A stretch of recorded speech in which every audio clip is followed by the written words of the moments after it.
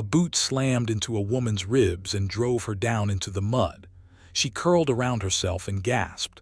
A second man grabbed her by the hair and yanked her head back. She didn't scream. She just stared past them toward the square where a small girl stood frozen in the rain. Then the girl ran. She ran barefoot across the mud, screaming one word over and over. Mama, Mama, Mama. She crashed into the legs of a quiet man loading barrels outside the tavern. She grabbed his sleeve and pointed and cried, "They're beating my mama." The man set down the barrel. He didn't shout, he didn't run, he just went very still. Something in his eyes changed. Cold. His name was Rourke Vane, and nobody in that valley knew what he really was. What happened next left the whole square silent. Stay with me on this one. Now, to understand what happened behind that old mill, you have to understand the man loading the barrels. And you have to understand that almost nobody in Ashford Hollow understood him at all. For 2 years he'd been a fixture in that little mountain town. He fixed the tavern roof when the snow caved it in. He split firewood for the widow Hallett and never took a coin for it. He shoed horses, mended fences, carried grain sacks 2 at a time like they were feather pillows. People called him the handyman. Some called him the drifter because he'd wandered in one autumn with nothing but a coat and a limping old dog, and everyone figured he'd wander out again the same way. They were wrong about that, but they didn't know it yet. Here's the thing about Rourke Vane. He was a big man, sure.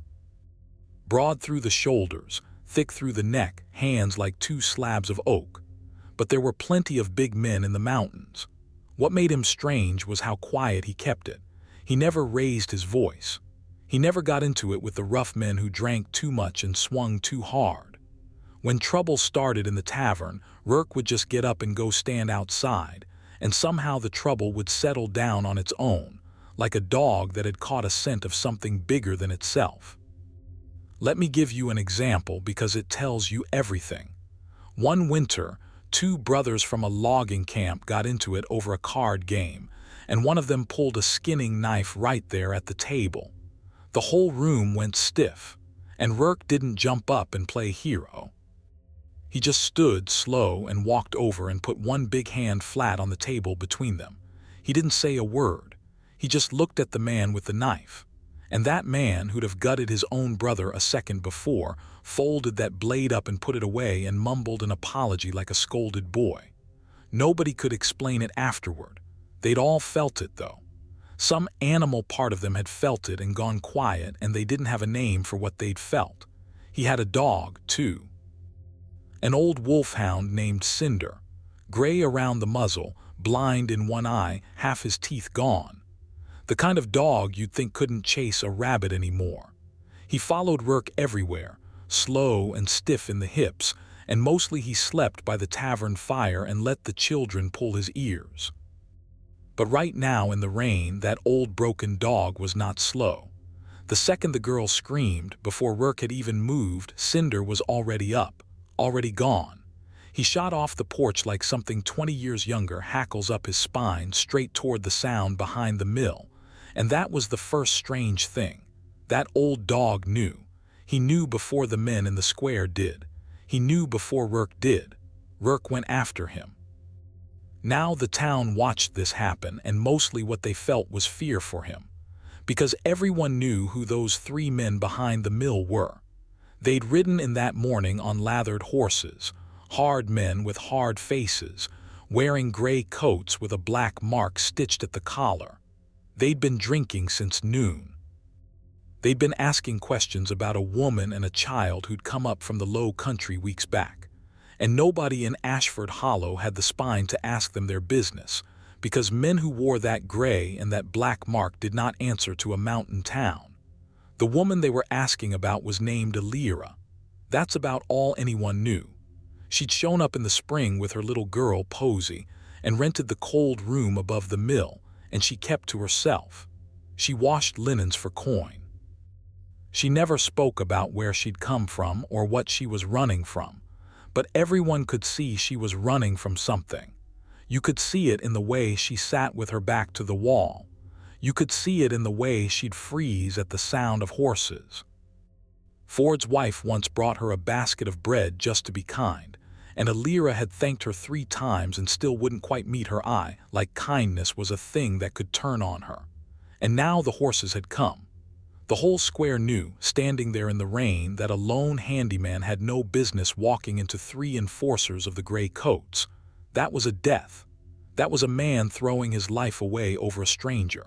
But Posey had grabbed his sleeve, and Posey had said, "They're beating my mama."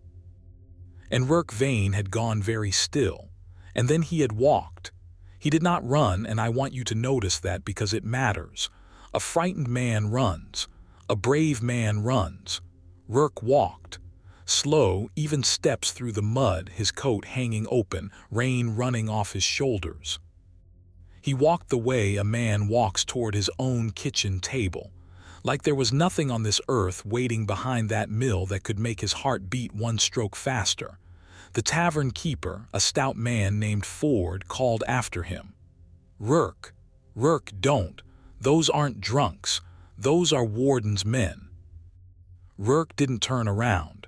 He just said one thing, quiet, almost gentle, and only the people closest heard it. He said, "I know exactly what they are." And then he was gone around the corner of the mill, and the old dog was already there, and so was the woman in the mud, and so were the 3 men who thought this was the easiest day of their lives. They were about to find out how wrong a man can be. Behind the mill, it was worse than the girl had said. Alira was down on her hands and knees in a puddle gone red at the edges. One eye was already swelling shut. She'd stopped trying to get up. She was just breathing, slow and careful, the way you breathe when breathing hurts. The 3 men stood over her in a loose half circle. The big one, the one who'd kicked her, was wiping his knuckles on his coat. The lean one had a knife out, turning it in his fingers, bored with it.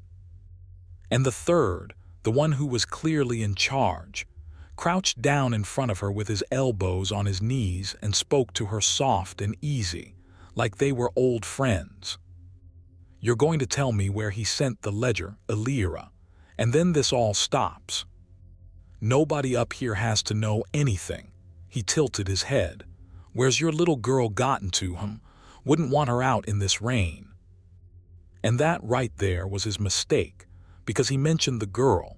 He let Alira see in his flat and easy voice exactly what kind of man he was and exactly what he was willing to do, and whatever was left in her that could still fight sat up behind her one good eye. She spat blood into the mud and she said, "You'll never find her." She was buying Posey time. She thought she was going to die back there, and she was spending her last minutes covering a child's escape. That was when Cinder came around the corner. The old dog didn't bark. That's the thing that put ice in their spines later when they told it. He didn't growl or bristle and put on a show. He just came around the mill low and silent and fast, and he took the lean man's knife hand in his jaws and bore down, and the knife dropped into the mud, and the man screamed like a kettle. And in the half-second the other 2 turned toward that scream, Rourke arrived. He hit the big one first, not with a fist, with his whole shoulder, all of him behind it, the way you'd hit a stuck door you meant to take off its hinges. The big man left his feet. He flew back into the mill wall and hit the boards so hard that dust came down off the loft, and then he slid down and sat in the mud and did not get up. Just like that. One motion. The leader came up fast and swung. Rourke caught the fist, just caught it out of the air, closed his hand over it and held it. And I want you to picture this because the crowd that came creeping around the corner behind him saw it too. A man's fist, swinging with everything he had, and this quiet handyman simply reached out and stopped it, like catching a thrown apple. And then he squeezed. And the enforcer went down to one knee in the mud, his whole face draining white, a sound coming out of him he'd never made in front of anyone. Rourke leaned down close to him, real close. "Get up," he said. "Get your men and get off this mountain." He let go. He turned his back on all 3 of them, which was either the bravest or the most foolish thing anyone in that square had ever seen. And he crossed to Alira and dropped to his knees in the mud beside her, and his whole face changed. Every hard line in it softened at once. "Hey," he said so quiet. "Hey, look at me. You're all right now, I've got you." And she looked up at him with her one good eye. And here's where it turns, so stay with me. Because she looked at him and something moved across her broken face that was not fear and was not relief. It was shock, pure shock. Her split lip moved and she breathed out a word, and the word was not thank you. The word was his name, but it wasn't Rourke. She said, "My king." He froze. And behind them, the three enforcers were already dragging themselves up out of the mud, backing away, and the leader was staring at Rourke's back with a new expression, working something out, and none of the townsfolk heard the woman's whisper except the man it was meant for. So the moment passed. The men retreated to their horses. Rourke gathered Alira up in his arms like she weighed nothing, and little Posy came flying back around the corner and buried her face in her mother's side, and the crowd parted to let the handyman carry the stranger into the warm tavern, and everyone let out a breath they'd been holding. It was over. The bad men were leaving. The handyman had done a good and reckless thing and somehow lived. Ford poured out cups of something strong. Someone laughed, shaky and relieved. The rain even seemed to ease. The old dog limped in and lay down by the fire like nothing had happened at all, tongue lolling, blind eye toward the flames. You could feel the whole town exhale. Danger gone. Story finished. Time to dry off and tell it 100 times over the winter. That's what they thought. But out in the yard, one of those three men had not gotten on his horse. The leader stood in the rain looking at the tavern door. And slowly he reached up and pulled back the collar of his gray coat, and he looked at the black mark stitched there, and then he looked back at the door and he began to smile. Because he had just recognized a dead man, and dead men are worth more than any ledger. The tavern door banged open. The leader stood in the frame with rain sheeting off him and his ruined hand cradled against his chest, and he was not afraid anymore. That was the thing that turned the whole room cold. A minute ago he'd been beaten and running. Now he stood there grinning, and he pointed his good hand straight across the room at Rourke, who was kneeling by the hearth pressing a wet cloth to Alira's brow. "I know you," the enforcer said. "I finally know you. We've been hunting a ghost for 6 years, and here you are splitting firewood in a nothing town playing handyman for peasants." He laughed, wild and shaking. "Rourke Vane, there's no Rourke Vane. Your name is Valen, you're the Alpha King." And there it is. That's the moment the whole story changed shape, because up until then this had been a simple thing. 3 cruel men, a beaten woman, a brave stranger who stepped in. Bad men versus good man. The kind of trouble a town could understand and survive. It was not that anymore. And everybody in that room felt the floor shift under them. See, if this man was who he said, then those 3 hadn't been drunk drifters passing through. They were the forward scouts of the warden of the Low Country, the man who 6 years ago had put a knife in the true king's court, slaughtered the old bloodline, and taken the throne of every pack from the river to the sea. And the one thing the warden's whole reign was built on, the one loose thread that could unravel all of it, was a rumor. A rumor that the king's own son had not died that night. That he'd slipped the noose and vanished into the high country and never been found. The warden had sent men into every mountain valley for 6 years chasing that rumor. He'd burned villages that hid strangers. He'd hanged men who looked too much like the old bloodline and turned out to be nobody at all. That was how badly he wanted this one thread pulled and burned. And now one of those hunting parties was standing in a tavern in Ashford Hollow, looking at the answer. "Do you know what you're worth?" the enforcer breathed. "You're worth a kingdom, and that woman on the floor, she's the proof. She's the one who carried you out that night. We didn't come up here for a ledger. We came up here for her because she knew your face. And now, he started laughing again, now I don't need her at all. He turned to bolt for his horse to ride down the mountain and bring an army back up it. He got 2 steps. Cinder hit the door and slammed it shut with his whole body and stood in front of it, and now the old dog did growl, a sound that came up from somewhere far below the floorboards, and the man stopped dead. And Rourke stood up, slowly. He set the cloth down. He straightened to his full height, and for the first time in 2 years he did not make himself smaller. He didn't hunch his shoulders. He didn't drop his eyes, he let it out. And I don't know how to tell you what happened to the air in that room, except that every candle guttered at once, and grown men who'd known this handyman for 2 years took a step back from him without deciding to. And Ford the tavern keeper felt his own knees want to bend and didn't know why. Rourke looked at the enforcer, and his eyes had gone from gray to gold. "You're right," he said, "there's no Rourke Vane." Nobody moved. Nobody breathed. And I'll pause it right there for 1 second, because if you've made it this far, if your heart is going the way mine was when I first heard this told, then do me one small thing. Hit that subscribe button and stay with me. It costs you nothing, and it means everything to an old storyteller. Because what this quiet man did next, in front of a town that thought they knew him, is the reason people still tell this story in the mountains at all. All right.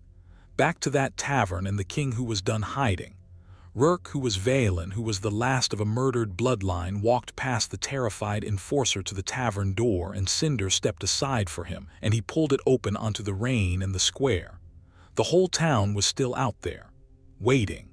They'd heard the shout through the walls. And when the door opened and their handyman filled it, gold-eyed and grown somehow taller, a low murmur went through them and then went silent. Rourke lifted his head to the mountains all around the valley, and he did something none of them had ever seen a man do.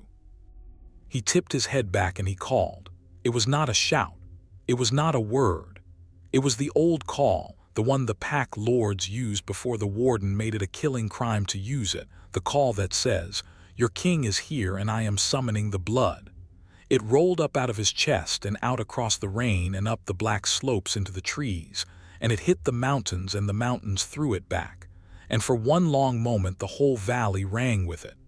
And then the mountains answered.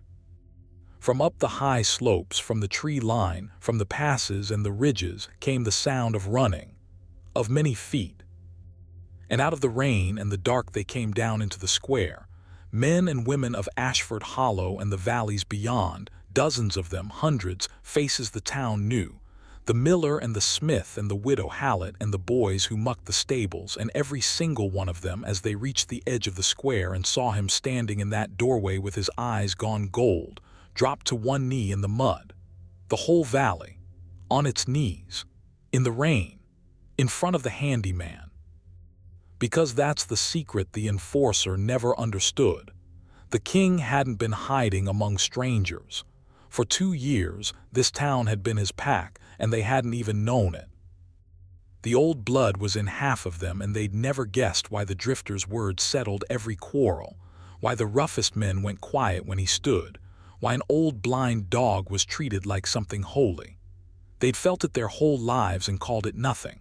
They'd called it manners or luck or the strange gift some men have. It had never once had a name. And now they knelt and they knew. The 3 enforcers stood frozen in the middle of all those bent knees, and the gray coats had never looked so small. Rourke turned back into the tavern. He went to Alira, who had pulled herself up against the hearth with Posy in her lap, and the whole town crowded the doorway and the windows to see. And there, in front of every one of them, the Alpha King dropped to one knee before a beaten washerwoman in a borrowed dress. A murmur ran through the crowd. This was not how kings behaved. 6 years ago, Rourke said, and he said it loud, so all of them would carry it. The night they killed my father and burned the court, I was 17 and I was bleeding out in a stairwell. And a serving girl who had every reason to run and save herself instead threw my arm over her shoulders, and carried me down through the fire and out under the wall and up into these mountains. She was 15 years old. She carried a king on her back through an army. And then she disappeared so they'd never trace me through her. He took Alira's broken hand in both of his. I have been looking for her for 6 years, to thank her, and I found her in the mud with your boots in her ribs. He turned his gold eyes up to the 3 men, and they were not laughing now. Hear me witness this valley, Rourke said, and his voice filled the square. This woman is not a stranger to me. She is my blood by every law older than the warden's, and this child. He looked at Posey, who was staring at him with her whole small face. This child is under my hand from this night. Anyone who wants to lay a boot on them again comes through me, and through every knee in this square, and through the whole mountain besides. He stood. Say it back to me. Whose are they? And the valley roared it back at him through the rain. Ours, ours, ours. The leader of the enforcers made one last desperate move. He went for the knife at his belt and lunged not at Rourke, but at Alira, because a smart, cruel man knows the fastest way to break a king is to take what he just claimed. He got within a stride of her. Cinder took him down. The old broken wolfhound, half toothless, hit him at the knees and put him on his back in the ashes of the hearth and stood on his chest, and this time did not let up, and Rourke put one boot on the man's knife arm and pressed until the fingers opened. And that was the end of the fight. There had barely been a fight at all. That was the point. When a valley kneels, 3 men are nothing. You won't kill us, the leader gasped from the floor. You need us alive to tell the warden you're here. Rourke crouched down over him, and the gold light in his eyes was steady now, and terrible for how calm it was. No, he said. I want you alive. I want you to ride back down that mountain to the man who sent you. And I want you to tell him the exact thing you saw here tonight. Tell him the king is not dead. Tell him the mountains still answer the old call. And tell him the reckoning he's been having nightmares about for 6 years just put on its coat. He leaned closer. Tell him I'm coming down in the spring. He should sleep while he can. They let the 3 men crawl out to their horses. Nobody helped them up. The whole valley watched them go, in silence, kneeling in the rain, until the sound of the hooves died away down the pass and the only sound left was the fire and the rain and a small girl crying softly into her mother's shoulder. And then, slowly, they rose. That's most of it, but not the part that matters most. Because the loud part of a story, the kneeling and the calling and the gold eyes, that's the part people remember. The quiet part after is the part that's true. They carried Alira up to a real bed, in the widow Hallett's house, with a fire and dry blankets and the door guarded now not by a lock but by 100 people who would die at it. The smith set her cracked ribs. Someone brought broth. And Rourke sat by her through the whole night and never once left. And Posey fell asleep with her fist knotted in his sleeve, the way she'd grabbed it in the square. And the old dog Cinder lay across the foot of the bed and did not sleep at all. One good eye open toward the door.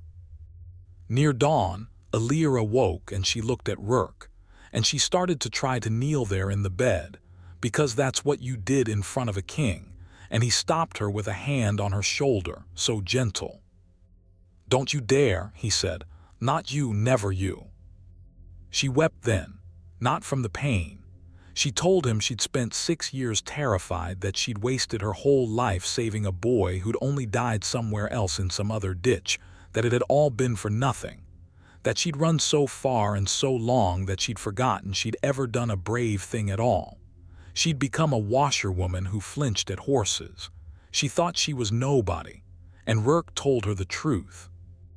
He said, every knee in this valley bent last night because of what you did in a stairwell when you were 15. There's no king here without you.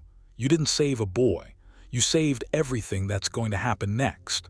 He looked over at Posey, asleep and safe.